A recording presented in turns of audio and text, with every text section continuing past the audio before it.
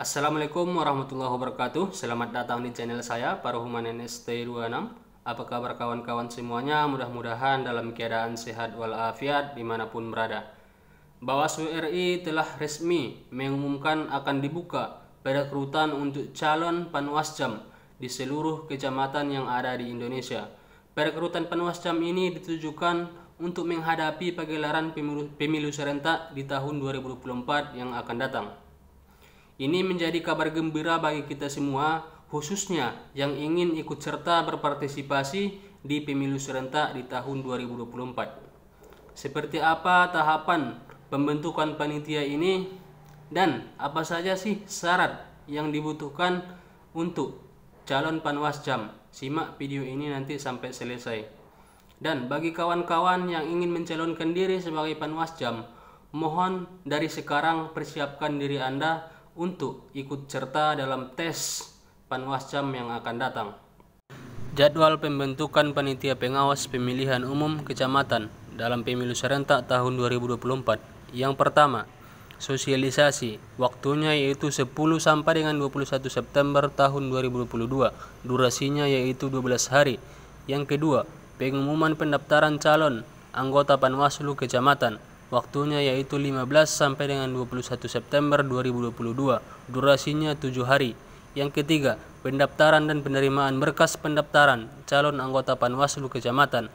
Waktunya 21 hingga 27 September 2022. Durasinya selama 7 hari.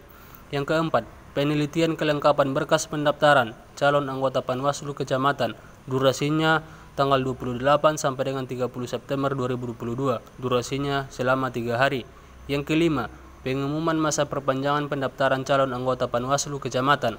Waktunya 1 Oktober 2022. Durasi 1 hari. Seterusnya yang keenam, perpanjangan masa pendaftaran calon anggota Panwaslu kecamatan yaitu 2 sampai dengan 8 Oktober 2022. Durasi hingga 7 hari. Yang ketujuh, penerimaan berkas pendaftaran calon anggota Panwaslu kecamatan. Durasinya 7 hari yaitu mulai tanggal 2 sampai 8 Oktober. Yang kedelapan, penelitian berkas administrasi pendaftaran calon anggota Panwaslu kecamatan. Tanggalnya tanggal 9 hingga 11 Oktober 2022. Durasi selama 3 hari. Yang kesembilan, pengumuman hasil penelitian berkas administrasi calon anggota Panwaslu kecamatan yaitu 12 Oktober 2022. Durasinya 1 hari. Yang ke-10, tanggapan dan masukan dari masyarakat. Tanggal 12 hingga 18 Oktober 2022. Durasi hingga 7 hari. Yang ke-11, tes tertulis calon anggota Panwaslu kecamatan tanggal 14 hingga 16 Oktober 2022. Durasinya selama 3 hari. Yang ke-12, pengumuman hasil tes tertulis calon anggota Panwaslu kecamatan yaitu tanggal 17 Oktober 2022. Durasi 1 hari. Seterusnya yang ke-12, pengumuman hasil tes tertulis calon anggota Panwaslu kecamatan yaitu 17 Oktober 2022. Durasi 1 hari. Yang ke-13, pelaksanaan tes wawancara calon anggota Panwaslu kecamatan tanggal 18 hingga 22 Oktober 2022. Durasi 5 hari. Yang ke-14, pleno penetapan calon anggota Panwaslu kecamatan tanggal 23 hingga 24 Oktober 2022. Durasinya 2 hari. Yang keempat, seterusnya, pengumuman hasil tes wawancara calon anggota Panwaslu kecamatan yaitu tanggal 25 Oktober 2022. Durasinya 1 hari. Seterusnya, pelantikan Panwaslu kecamatan dan pembekalan Panwaslu kecamatan yaitu tanggal 26 hingga 28 Oktober 2022. Durasinya selama 2 hari. Seterusnya, penyusunan laporan akhir tanggal 29 hingga 31 Oktober 2022. Durasinya selama 3 hari. Yang terakhir, penyerahan laporan akhir ke Bawaslu Provinsi yaitu tanggal 1 hingga 3 November 2022. Durasinya selama 3 hari. Untuk syarat panwascam bisa dilihat di Undang-Undang Nomor 7 Tahun 2017 yaitu di pasal 17. Yang pertama, syarat untuk menjadi calon anggota Bawaslu, Bawaslu Provinsi, Bawaslu Kabupaten atau Kota, Panwaslu Kecamatan dan Panwaslu Kelurahan atau Desa serta pengawas TPS adalah: yang pertama, A. Warga negara Indonesia. B. Pada saat pendaftaran berusia paling rendah 40 tahun untuk calon anggota Bawaslu, berusia paling rendah 35 tahun untuk calon anggota Bawaslu Provinsi, berusia paling rendah 30 tahun untuk calon anggota Bawaslu Kabupaten, dan berusia paling rendah 25 tahun untuk calon anggota Panwaslu Kecamatan. Panwaslu kelurahan ataupun desa, dan pengawas TPS.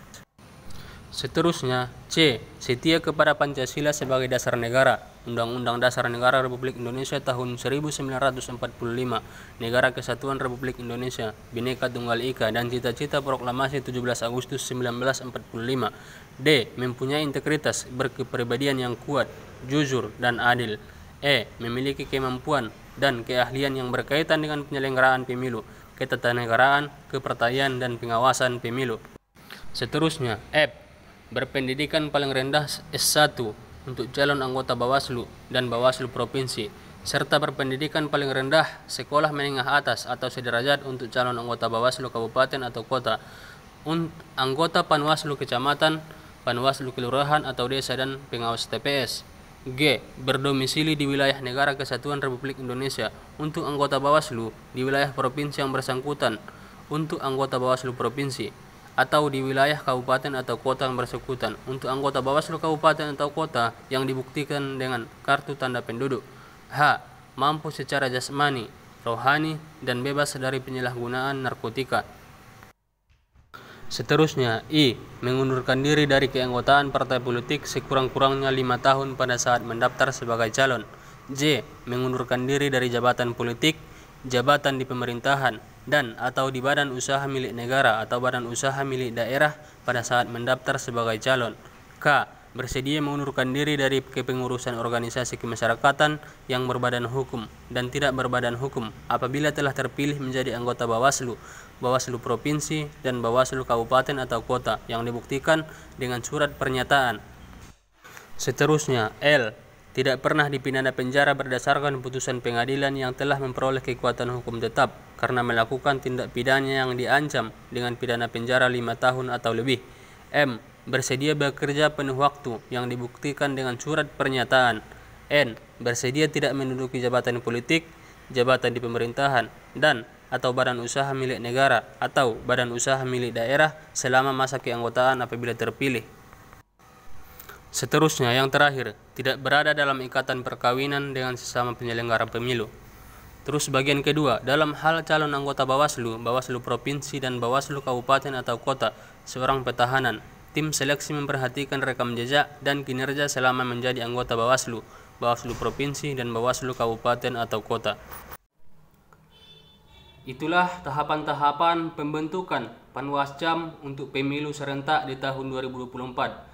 Dan syarat-syarat yang wajib dipenuhi untuk setiap calon pelamar yang ingin berpartisipasi di pemilu serentak di tahun 2024. Jangan lupa persiapkan diri Anda dari sekarang dan catat tanggal dan waktunya supaya kita tidak ketinggalan. Demikian, terima kasih, semoga bermanfaat. Assalamualaikum warahmatullahi wabarakatuh.